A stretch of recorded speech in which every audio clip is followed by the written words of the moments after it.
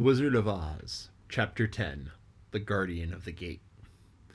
It was some time before the Cowardly Lion awakened, for he had lain among the poppies a long while, breathing in their deadly fragrance. But when he did open his eyes and roll off the truck, he was very glad to find himself still alive. I ran as fast as I could, he said, sitting down and yawning, but the flowers were too strong for me. How did you get me out? They told him of the field mice and how they had generously saved him from death.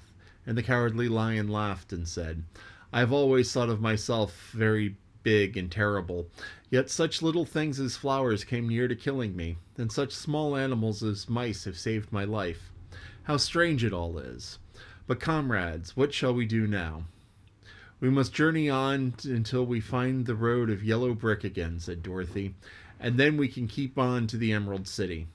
So the lion, being fully refreshed and quite himself again, they all started upon the journey, greatly enjoying the walk through the soft, fresh grass.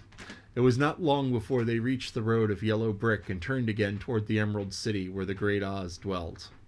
The road was smooth and well paved now, and the country about was beautiful, so that the travelers rejoiced in leaving the forest far behind, and with it the many dangers they had met in its gloomy shades. Once more they could see fences built beside the road, but these were painted green. And when they came to a small house, in which a farmer evidently lived, that also was painted green. They passed by several of these houses during the afternoon, and sometimes people came to the doors and looked at them as if they would like to ask questions, but no one came near to them nor spoke to them because of the great lion, of which they were very much afraid. The people were all dressed in clothing of a lovely emerald green color, and wore peaked hats like those of the Munchkins. This must be the land of Oz, said Dorothy, and we are surely getting near the Emerald City. Yes, answered the Scarecrow. Everything is green here, while in the country of the Munchkins, blue was the favorite color. But the people do not seem to be as friendly as the Munchkins, and I am afraid we shall be unable to find a place to pass the night. I should like something to eat beside fruit, said the girl, and I am sure Toto is nearly starved. Let us stop at the next house and talk to the people. So, when they came to a good-sized farmhouse, Dorothy walked boldly up to the door and knocked. A woman opened it just far enough to look out and said, What do you want, child, and why is that great lion with you? We wish to pass the night with you, if you will allow us, answered Dorothy, and the lion is my friend and comrade, and he would not hurt you for the world. Is he tame? Asked the woman, opening the door a little wider. Oh, yes, said the girl, and he is a great coward, too. He will be more afraid of you than you are of him. Well, said the woman, after thinking it over and taking another peep at the lion, if that's the case, you may come in, and I will give you some supper and a place to sleep. So they all entered the house, where there were, besides the woman, 2 children and a man. The man had hurt his leg and was lying on the couch in a corner. They seemed greatly surprised to see so strange a company. While the woman was busy laying the table, the man asked, Where are you all going? To the Emerald City, said Dorothy, to see the great Oz. Oh, indeed, exclaimed the man. Are you sure that Oz will see you? Why not? She replied. Why, it is said that he never lets anyone come into his presence. I have been to the Emerald City many times, and it is a beautiful and wonderful place. I have never been permitted to see the great Oz, nor do I know of any living person who has seen him. Does he never go out? Asked the Scarecrow. Never. He sits in day after day in the great throne room of his palace, and even those who wait on him do not see him face to face. What is he like? Asked the girl. It's hard to tell, said the man thoughtfully. You see, Oz is a great wizard and can take on any form he wishes, so that some say he looks like a bird, and some say he looks like an elephant, and some say he looks like a cat. To others he appears as a beautiful fairy, or a brownie, or in any other form that pleases him.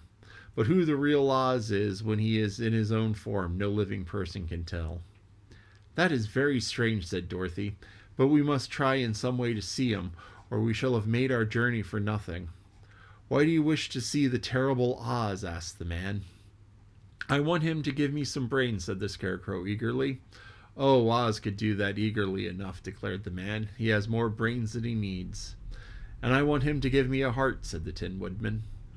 That will not trouble him, continued the man, for Oz has a large collection of hearts of all shapes and sizes. And I want him to give me courage, said the Cowardly Lion. Oz keeps a great pot of courage in his throne room, said the man, which he has covered with a golden plate to keep it from running over.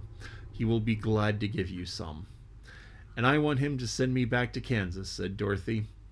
Where is Kansas? Asked the man with a surprise. I don't know, replied Dorothy sorrowfully, but it is my home, and I'm sure it's somewhere. Very likely. Well, Oz can do anything, so I suppose he will find Kansas for you. But first you must get to see him, and that will be a hard task, for the Great Wizard does not like to see anyone, and he usually has his own way. But what do you want? He continued, speaking to Toto. Toto only wagged his tail, for strange to say, he could not speak. The woman now called them to supper. The woman now called to them that supper was ready. So they gathered around the table, and Dorothy ate some delicious porridge and a dish of scrambled eggs and a plate of nice white bread and enjoyed her meal. The lion ate some of the porridge but did not care for it, saying it was made from oats, and oats were food for horses, not for lions. The Scarecrow and the Tin Woodman ate nothing at all. Toto ate a little bit of everything and was glad to have a good supper again. The woman now gave Dorothy a bed to sleep in, and Toto lay down beside her, while the lion guarded the door of her room so that she might not be disturbed. The Scarecrow and the Tin Woodman stood up in the corner and kept quiet all night, though of course they could not sleep. The next morning, as soon as the sun was up, they started on their way, and soon saw a beautiful green glow in the sky just before them. That must be the Emerald City, said Dorothy. As they walked on, the green glow became brighter and brighter, and it seemed that at last they were nearing the end of their travels. Yet it was afternoon before they came to the great wall that surrounded the city. It was high and thick, of a bright green color. In front of them, at the end of the road of yellow brick, there was a big gate, all studded with emeralds that glittered in the sun that even the painted eyes of the Scarecrow were dazzled by their brilliancy. There had been a bell beside the gate, and Dorothy pushed the button and heard a silvery tinkle sound within. Then the big gate swung open slowly, and they all passed through and found themselves in a high arched room, the walls of which glistened with countless emeralds. Before them stood a little man about the same size as the Munchkins. He was clothed all in green from his head to his feet, and even his skin was a greenish tint.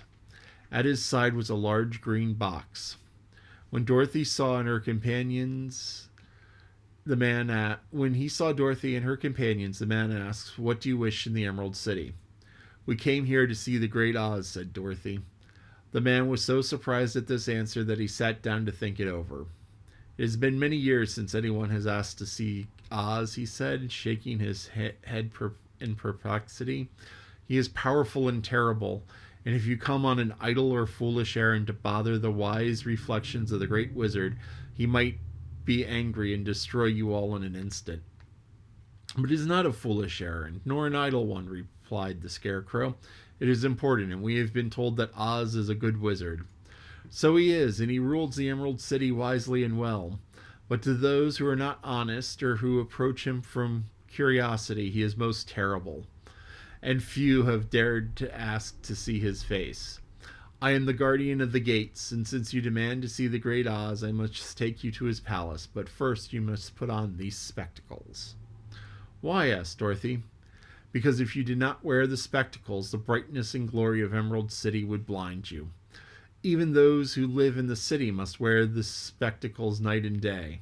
They are all locked on, for Oz so ordered it when the city was first built, and I have the only key that will unlock them." He opened the big box, and Dorothy saw that it was filled with spectacles of every size and shape. All of them had green glasses in them. The guardian of the gates found a pair that would just fit Dorothy and put them over her eyes. There were 2 golden bands fastened to them that passed around the back of her head, and when they were locked together by a little key that was at the end of the chain, the guardians of the gate were around his neck. When they were on, Dorothy could not take them off had she wished, but of course she did not wish to be blinded by the glare of Emerald City, so she said nothing. Then the Green Man fitted spectacles for the Scarecrow and the Tin Woodman and the Lion, and even on little Toto, and all were locked fast with the key. Then the guardian of the gates put on his own glasses and told them that he was ready to show them the palace. Taking a big golden key from the peg on the wall, he opened another gate, and they all followed him through the portal into the streets of the Emerald City. So that's the end of the chapter. Isn't it kind of interesting that they all had to wear the green glasses inside of the green Emerald City? And remember how I told you that all the different sections of Oz have different colors? So now we know the Emerald City and the town around it is green, and the Munchkins are blue. I wonder what other places we're going to go and what color they are.